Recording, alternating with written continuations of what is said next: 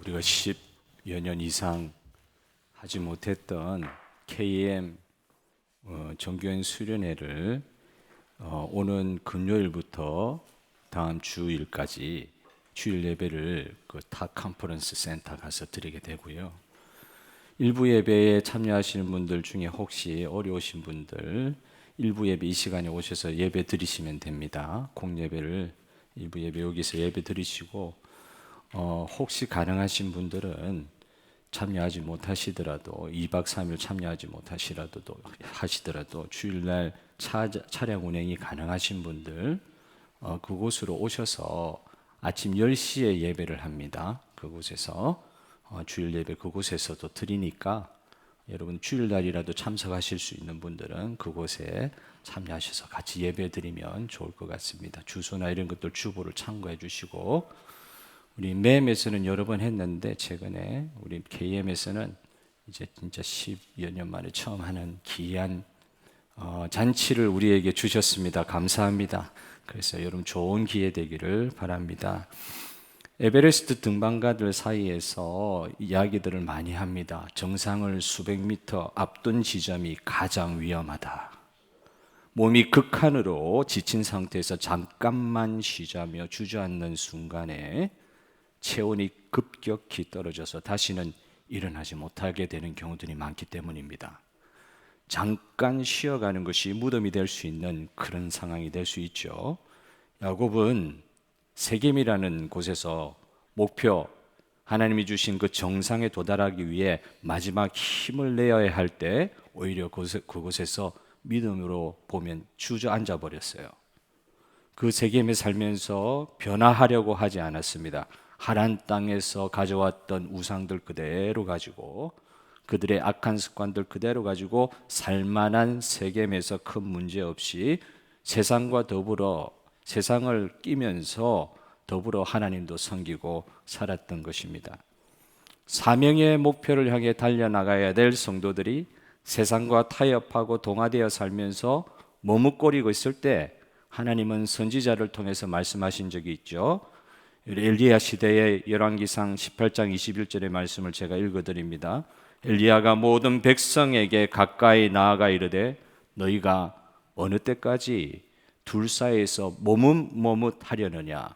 여호와가 만일 하나님이면 그를 따르고 바알이 만일 하나님이면 그를 따를지니라 하니 백성이 말 한마디도 대답하지 아니하는지라. 어느 때까지 머뭇머뭇거리려느냐. 엘리야가 이렇게 이스라엘 백성들에게 물었을 때 아무도 대답하지 않았다고 이야기합니다. 왜 그랬을까요? 아직 하늘에서 갈멜산에 불이 떨어지기 전이니까. 불이 떨어지고 나서는 다 대답했어요. 그러니까 보니까 신약 성경에서도 차지도 덥지도 아니한 라오디게아 교회를 우리 예수님께서 깊이 책망하시죠. 그러고 보니까 아예 잘못된 길로 들어선 사람들보다 오히려 하나님께서는 이것도 저것도 아닌 생활을 하면서 머뭇머뭇거리는 성도들을 보시면서 탄식한다는 표현을 쓰고 계세요. 이 머뭇거림이 어떤 결과들을 만들어 갔는지 오늘 본문을 통해서 우리가 잠깐 살펴보고 은혜를 나누고자 합니다. 우리가 다 읽지는 않았지만 세겜이라는 곳에서 이 야곱 가정은 우상 숭배에서 벗어나지 못하고 있어요. 뒤에 35장의 말씀을 보면 알 수가 있습니다. 그 우상을 전부 다 상수리 나무 밑에 묻고 화란으로 베델로 출발했다는 이야기가 있죠. 어떤 생활을 했습니까? 세겜에서 하나님도 섬기고 세상도 누리고, 세상 누릴 뿐만 아니라 세상도 섬기고, 우상 가지고 있었으니까 우상도 섬기고 하나님도 섬기고, 이게 세겜에서의 이 야곱 가족의 생활 형태였어요. 변화의 시작은 분명히 분해를 통해서 있었습니다. 하나님께서 분명히 야곱과 함께 하셨습니다. 그러나 그 야곱의 가정이 변화의 최종 목표로 나아가지 못하고 있었습니다. 세상과의 경계선에서 머뭇머뭇거리고 있었습니다.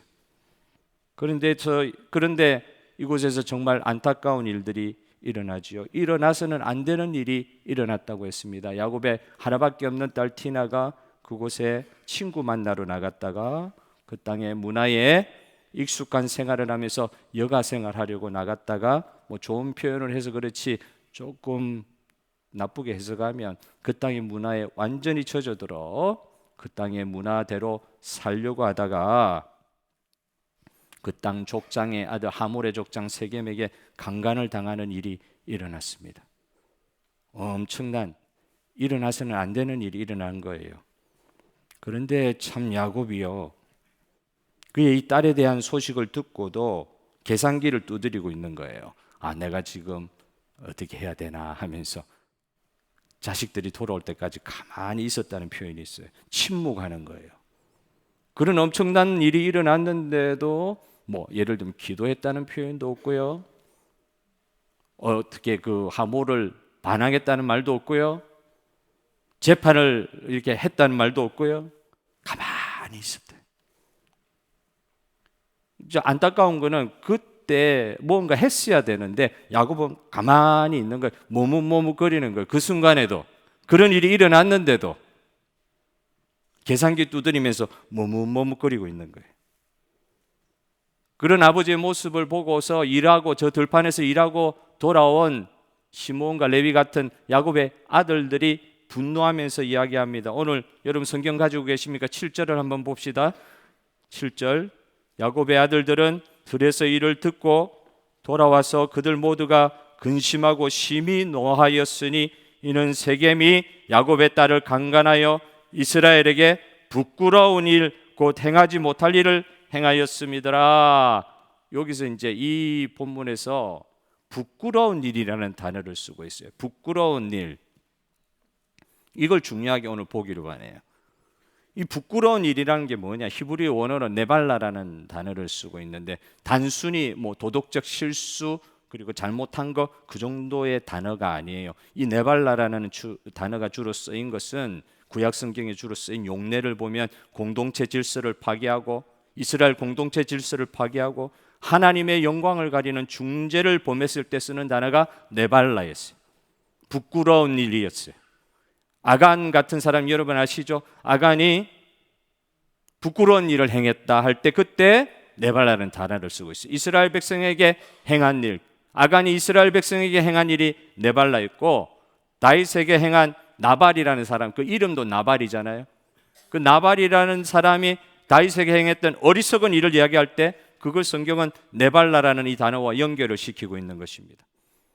어리석은 일, 부끄러운 일, 하나님의 거룩, 이스라엘 나라 백성의 거룩이 침해를 받았으므로 이것은 그냥 개인적인 어떤 윤리적인 문제 정도가 아니라 하나님 나라의 거룩을 무너뜨리는 중죄, 그런 차원에서 이런 단어를 뭐 시므온과 레위 같은 아들이 썼을 수도 있지만 이 글을 쓰고 있는 모세가요, 이 하나님의 계시 가운데 쓴 단어 같아요. 네발라, 이스라엘 백성 가운데 믿음의 족상들의 가정 가운데 일어날 수는 없는 일이 생겼다. 부끄러운 일, 수치스러운 일, 하나님의 거룩을 훼손하는 일 생겼다. 그렇게 이야기를 하고 있는 것이죠. 결과적으로 야곱이 세상, 이 자기가 지금 살고 있는 이 세겜과 적당히 섞여 머뭇거리는 동안에 거룩해야 할 그의 가정, 이스라엘 나라 백성이 네발라, 수치스럽게 되었다는 거예요. 사랑하는 성도 여러분, 성도가 세상과 타협하며 머뭇거리는 신앙의 결과는 오늘 본문을 보면은 영적인 수치, 네발라라는 것을 알 수 있어요. 머뭇거리다가 세상 가운데 수치 당하는 줄도 모르고 살다가 그런 일을 당하는 것들이 있다는 거예요. 저도 자주 경험했습니다. 현실에서 이제 살다가, 세상에 살다가 너무 어렵다고 이 세상과 타협하기 시작하면서 그 어려운 순간에도 어렵기는 하지만 하나님의 영광을 먼저 생각하지 않고 있다가 이후에 얼마나 부끄러운 수치스러운 상황을 당했는지 모릅니다. 세상은요, 우리와 같이 놀아줍니다. 우리를 절대 배제하지 않아요. 세상은 우리와 함께 놀아줘요. 그런데 결국은 나중엔 우리를 수치스럽게 만들더라. 하나님의 영광이 하나님의 백성의 수치스러운 일들을 통하여 모독을 받으시는 거예요. 어려워도 말씀으로 분별하여 어려운 순간에도 결단할 수 있는 저와 여러분 되기를 바랍니다. 하나님 영광이 훼손되면 안 된다. 할렐루야. 세상 가운데 정직하고 세상 가운데 그리스도를 드러내는 우리 삶이 되기를 바랍니다. 이것도 아니고 저것도 아닌 신앙생활하면 수치당한다는 거예요. 하나님이 수치당하실 뿐만 아니라 우리가 수치당한다. 참 야곱의 아들들이 이런 부분에 있어서는 야곱보다 좀 나았는지는 모르겠어요. 그 행하는 방법 자체는 너무나도 죄악이고 큰 죄악이었지만은 그 야곱의 아들들이 야곱이 잠잠하게 있고 머뭇거리고 있을 때 일어나서 야, 이 부끄러움 우리가 참을 수 없다 이래서 분노를 하게 되죠. 그러나 그들의 뜻이 설사 하나님 앞에 선하였다 할지라도 세상과 똑같은 방식으로, 아니 세상보다 더한 방식으로 할례라는 거룩한 영적 은혜의 도구를 사용해 가지고 사람 죽이는 데 쓴다. 여러분, 거룩을 가장하여 오히려 세상을 어렵게 만드는 그런 분들도 저 봤어요. 그런 일이 일어날 수 있는 거예요.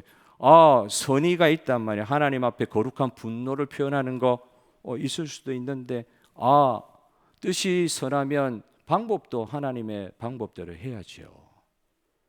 그런데 방법은 세상보다 더 못한 방법으로 문제, 부끄러운 일을 해결하려고 하는 거예요. 그러면서 비극이 시작된 것입니다.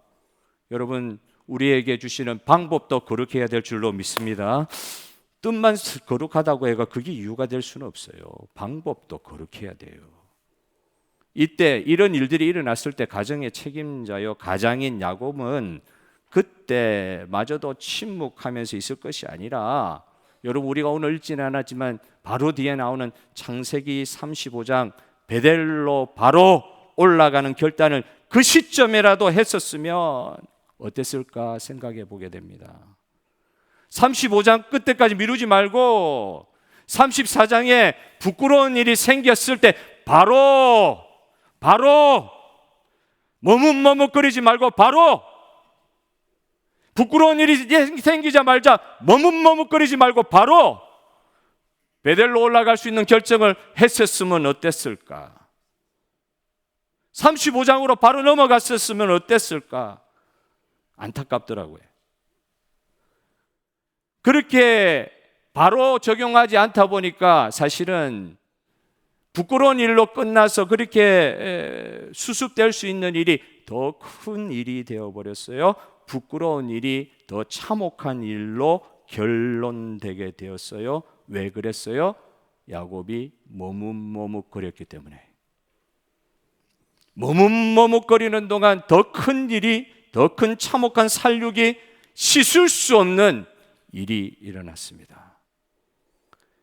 일이 일어나 버렸어요. 여러분 아시죠? 시므온과 레위 둘째, 셋째 아들이 가가지고 그 디나를 강간한 그 족속 자체를 다 죽여버렸어요.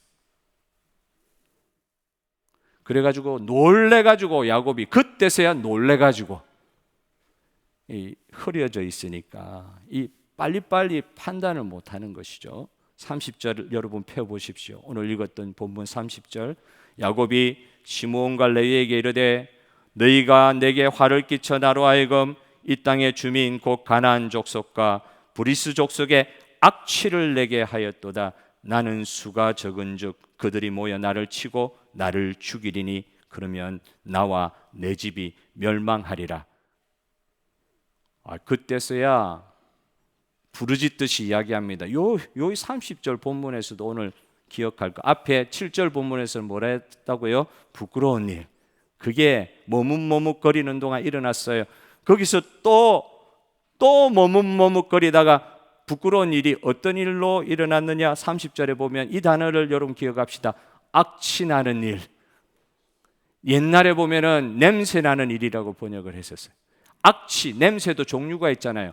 악취, 썩은 냄새, 도저히 지워지지 않는 시체 썩는 냄새, 악취나는 일이 우리 집에 일어났다. 바시라는 단어를 쓰고 있는데, 부끄러운 일을 당했다 그래가지고 선의는 있었는지 모르겠지만 그 방법이 너무 악해가지고 부끄러운 일 가운데 머뭇거리다가 베델로 올라갔으면 되는데, 그때 회개하고 올라갔으면 되는데, 그때도 머뭇거리다가 부끄러운 일을 해결하려 하다가 더 큰 일을 만나버렸어요. 어떤 일요? 악취나는 일까지. 부끄러운 일이 악취나는 일로 연결이 되어버렸어요. 언제? 머뭇거리는 동안.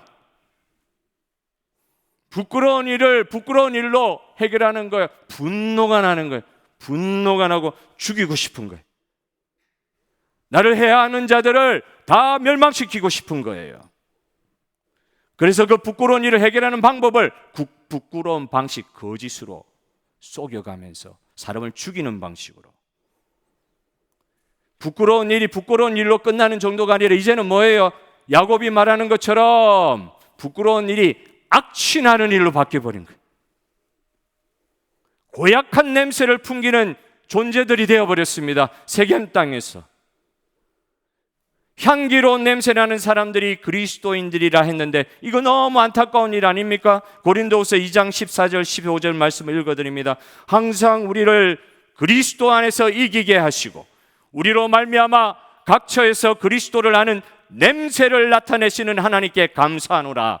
우리는 구원받은 자들에게나 망하는 자들에게나 하나님 앞에서 그리스도의 향기니, 할렐루야, 그리스도의 향기를 드러낼 사람들이 세겜 땅에 머뭇거리면서 부끄러운 일이 생겼어요. 일어나지 말아야 될 일이 생겼어요. 그러나 그 일에 대해 대처하는 게 어떻게 대처하는지가 그리스도인의 삶이잖아요. 안 믿는 사람이나 믿는 사람이나 어려움은 동일하게 일어날 수 있습니다. 어떤 면에서는 믿는 사람에게 눈으로 볼 때는 더 큰 어려움이 일어나는 경우도 있어요. 눈으로 볼 때는. 안 믿는 사람이라 믿는 사람이라 그런 면에서 차이 없는 상황같이 보일 수도 있어요. 그러나 성도가 뭐가 다릅니까? 있을 수 없는 일이 일어났어요. 부끄러운 일이 일어났어요. 그러나 그것을 어떻게 대처하느냐? 그것을 통하여 하나님, 내가 이 세겜에서의 우상 숭배하는 삶을 묻어버리고 주님의 약속의 땅으로 베델로 넘어가겠습니다. 할렐루야. 이런 결정을 할 수 있는 때가 그때란 말이에요. 머뭇거리는 때가 아니라. 그러나 세상의 방식대로, 더 큰 저주의 방식대로 부끄러운 일이 악취나는 일까지 연결되는 경우도 있는 게 이게 지금 야곱의 가정에서 일어난 일이다. 너무나 안타까운 거예요. 저는 이 본문을 보면서 참 무거운 본문이죠. 그냥 바로 35장이 나오면 좋겠는데 야곱이 그렇게 하지 않았기 때문에 35장이 미뤄진 거예요. 34장에서 이런 일이 일어났어야 되는데, 베델로 올라가는 일이 있어야 되는데, 우상을 땅에 묻는 회개의 역사가 일어나야 되는데, 그때는 주님 앞에 납작 엎드리고 나가야 되는데, 그때도 머뭇거리면서 부끄러운 일도 대처하려고 하다가 냄새나는 일까지 일어나 버린 거예요. 이 상황을 보면서 제가 이 책이 생각나더라고요. 여러분, 찰스 디킨스라는 최근에 왕중왕이라는 그 미국의 우리나라가 만든 예수님 만화 영화 보신 분 계세요? 그 원작자가 누구라고요? 찰스 디킨스. 찰스 디킨스가 쓴 A Tale of Two Cities라는 두 도시 이야기라는 책이 있습니다. 이따만 두꺼운 책인데 사실 한국 사람들 잘 몰라요. 번역이 일찍 안 되고 번역이 제대로 안 되고 그래가지고 레미제라블 이 책은 세계적으로 유명한데 이 두 도시 이야기는 그렇게 유명하지 않는데, 그런데 영국에서는 성경 다음으로 많이 팔린 책이라 그래요. 안 놀라셔도 할 수 없습니다. 사실이니까. 우리 잘 모르는데 이 책이 영국에서 성경 다음으로 많이 팔렸대요. 어떤 사람이 말하기를, 그 데이터가 정확한지는 모르겠지만 어쨌든 영국 사회에 대단한 영향력을 끼친 책임은 분명합니다. 찰스 디킨스가 쓴 두 도시 이야기에 나오는 두 사람이 생각나더라고요. 그 한 사람은 드 파루주, 마담 드 파루주, 발음을 잘 못하겠어요. 프랑스 발음이 돼가지고 마담 드 파루주. 그 드 파루주라는 여인은 그 파리 대혁명이 일어나기 이전에, 파리 대혁명 아시죠? 루이 14세가 이렇게 16세입니까? 16세죠. 단두대에서 목이 잘린 그 혁명 아시죠? 왕정이 끝나버린 그 프랑스의 그 프랑스 대혁명이 일어나기 전에 얼마나 귀족들이 난리를 치고 악한 일을 많이 했는지. 마담 드파르주 부인은 사실은 가족을 그 귀족한테 잃은 사람이에요. 그 가족 가운데 부끄러운 일이는 있을 수 없는 일이 일어난 거예요. 어떻게 아무것도 아닌 이유로 귀족이라는 단 한 가지 이유로 내 가족을 그렇게 죽일 수 있냐고요. 그런 일들이 파리 대혁명 전에 있었단 말이에요. 혁명이 일어나기 전에 분명히 이유가 있어요. 그렇게 귀족들이 난장판으로 산 거예요. 그래서 이 드파르주 부인은 평생 이 아픔을 가지고 사는데 조용히 산 거예요. 대혁명이 일어나기 전에는 절대 한마디도 안 하고 조용히 사는 거예요. 그에 대한 표현을 지어낸 이야기, 소설 이야기이긴 하지만은 많은 것을 생각하게 합니다. 그 여인이 파리 대혁명이, 프랑스 대혁명이 일어나기 전에 주로 한 일을 어떻게 묘사한 줄 아세요? 분노가 일어날 수 있는, 죽이고 싶은 사람들이 막 널려 있는 그 세상 가운데서도 힘이 없으니까 어떻게 해요? 자기 남편이 선술집을 하는 사람이었는데 드파르주, 그 사람의 부인이니까 마담이죠. 그 남편의 직장에 있는 그 화로, 그 벽난로 옆에서 앉아서 조용히 뜨개질을 하는 거예요. 이 여인이 하는 거는 뜨개질하는 거예요. 뜨개질하는데 나중에 프랑스 대혁명이 일어나고 나서 그 이야기들이 풀어지는데 뜨개질을 어떤 내용으로 뜨개질을 한 줄 아세요? 자기가 복수할 자들, 암살할 자들의 이름을 암호로 새기는 거예요. 뜨개질을 하면서. 여러분, 여인들이 조용히 설거지하거나 조용히 다림질하거나 조용히 있을 때 그때 진짜 무섭습니다. 바로 그렇게 행동으로 나서지 않죠. 푹 참고 뜨개질하는, 분노를 속으로 안고는 그냥 뜨개질하고 있는. 누가 알았겠어요? 이런 문학적 표현이 대단한 표현이에요. 누가 알아요 그걸? 그 사람을 통해서 파리 대혁명이 일어날 줄 누가 알았어요? 실제로 파리 대혁명은 그런 사람들을 통해서 일어났어요. 그걸 소설로 만든 거예요.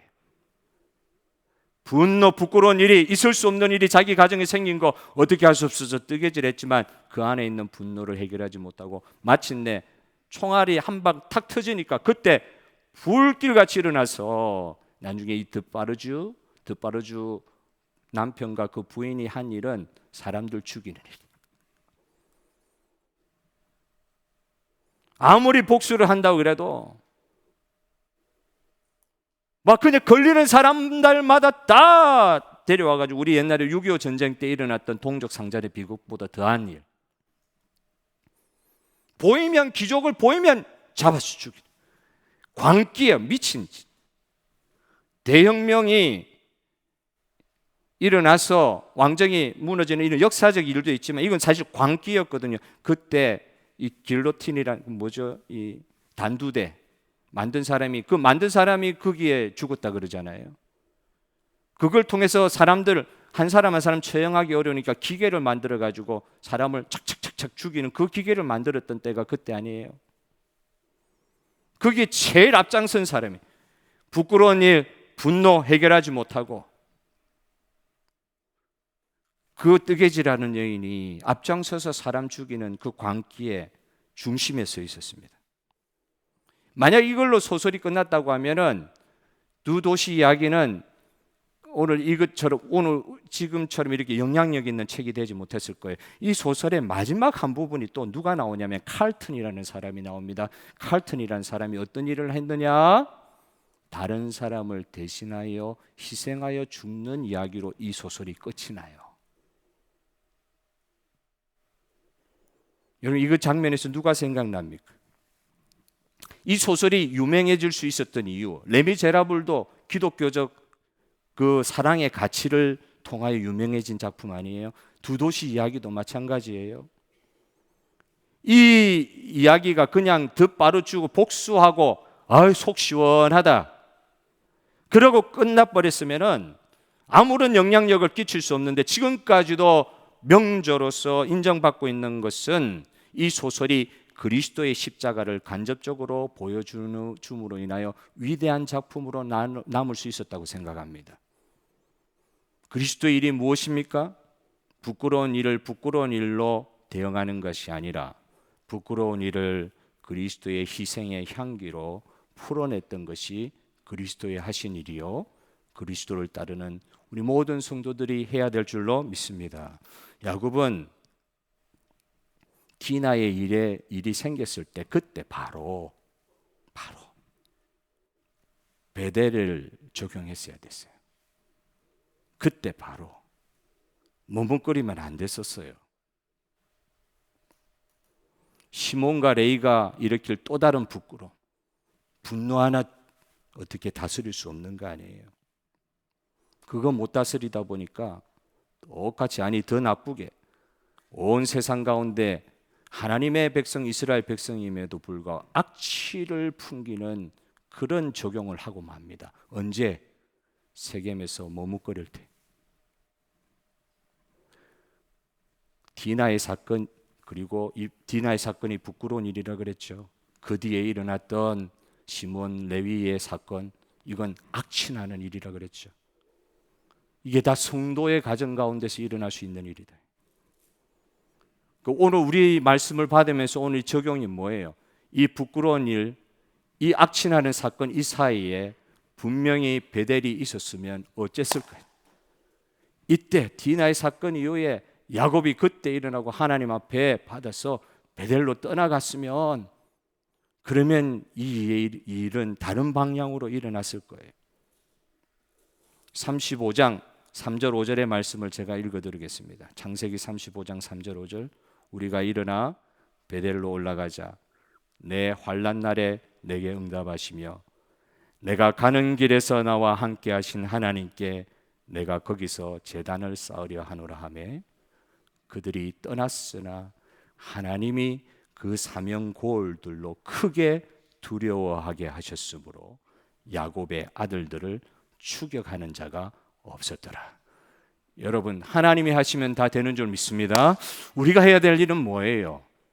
부끄러운 일, 그리고 그런 일이 일어나지 않았다 할지라도 앞으로 이 냄새나는 일들까지 발전될 수 있는 우리의 이 세겜에서의 머뭇거림으로 말미암아 일어날 일들을 방지하고 베델로 바로 올라가면, 우리는 다 죽었다 할 그때에 하나님이 온 사면에 두려움을 주심으로 하나님의 백성을 보호하는 역사가 일어날 줄로 믿습니다. 이건 야곱이 꿈에도 생각 못한 거예요. 이건 하나님이 하신 일이에요.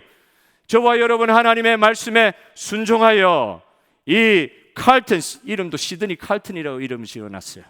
시드니 칼튼이라고 한 사람, 예수님의 모형으로 부끄러운 일에 대하여 악취나는 일로 반응하는 일이 아니라 예수 그리스도의 그 뒤를 따라감으로 말미암아 분노하고 복수하고 원수 갚는 일, 그 중간에 서서 예수 그리스도가 하신 일 끊어내는 일, 할렐루야, 끊어내는 일, 그 자리에 설 때에 우리 주님께서 온 사면 고을로 두려움을 주시고 하나님의 백성을 보호하게 되시는 놀라운 역사를 저와 여러분 체험할 줄 믿으시기를 바랍니다.